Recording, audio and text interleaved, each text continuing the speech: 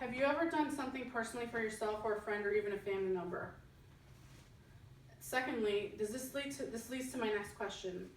Have you ever done anything for anyone that included some sort of deceit or trickery to get the desired result?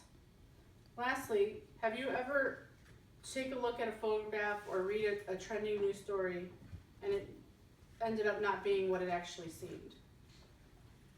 Today I'll be discussing the narrative Wyatt Walker, taken from the chapter 6 from Malcolm Gladwell's #1 bestseller, David and Goliath.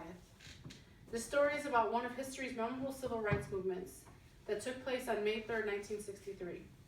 What resulted from this movement was a historic photograph that was taken by a photographer from the Associated Press named Bill Hudson.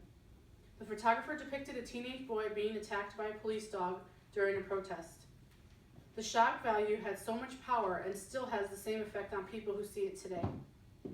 The riveting photo was the epitome of what life was like as an African American at this time. The media ate it up and shot it all across the United States, all the way to President Kennedy's desk and to Congress. Despite Supreme Court rulings on civil rights, Birmingham, Alabama was still a very racially divided city. Eugene Bull Connor was the city's public safety commissioner at the time and was very much pro-segregation. A man named Martin Luther King Jr. was inclined to make this his next trip to Birmingham to try and create change.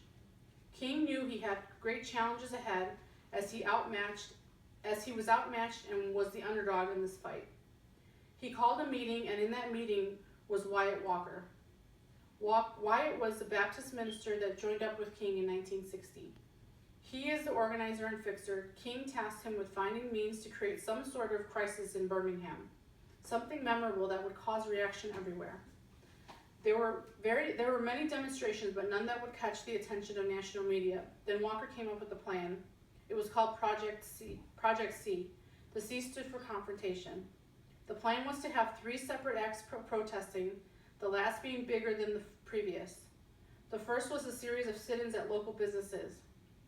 The second was to boycott downtown businesses to put financial strain on the white business community. The last was a series of large marches to intentionally fill up the jails. This was so that Connor was forced to interact with the protesters one-on-one.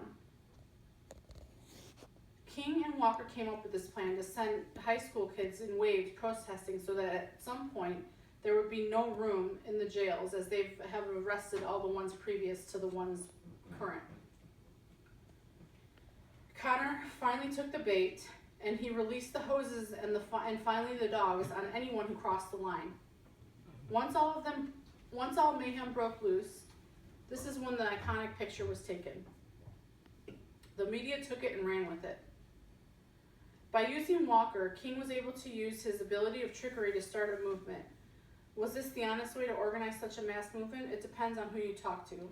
There are stories like the rabbit and the hare and the Brer Rabbit and the fox, and these are all folk stories, all ones that use trickery or wits to get the desired result. 2 things that stick with me after reading the story is, 1, the people will do things that are necessary to either for their movement or their cause or maybe for their families. There are thousands of Americans that use deceit to just feed their families. With that, if, for example, families or parents that lie on their food stamp applications to get food stamps so they can put food on the table. According to state, that's medium income and they're not eligible for it, but sometimes it just isn't the case. Secondly, things aren't always what they seem. I want to take you back to the picture of the boy. The boy actually ended up being a bystander who wasn't even part of the protest. He just happened to be caught in the middle. His family they actually disliked King's values and his views on his movements. So the picture actually was the police officer pulling the dog off of the young boy. So that's just an example of what people, things aren't always what they seem. That touches personally with me because of the past year we've been struggling with income and so on and so forth. So it was important for my husband and I to paint a picture that was not at all threatening for my children. You know, everything according to them was just what we did every day, and everything was fine. So with that, that's my conclusion. Today I've talked about what about the narrative Wyatt Walker from Malcolm Gladwell's David and Goliath, specifically the lesson learned and how it relates to my life. Thank you all for taking the time to listen today.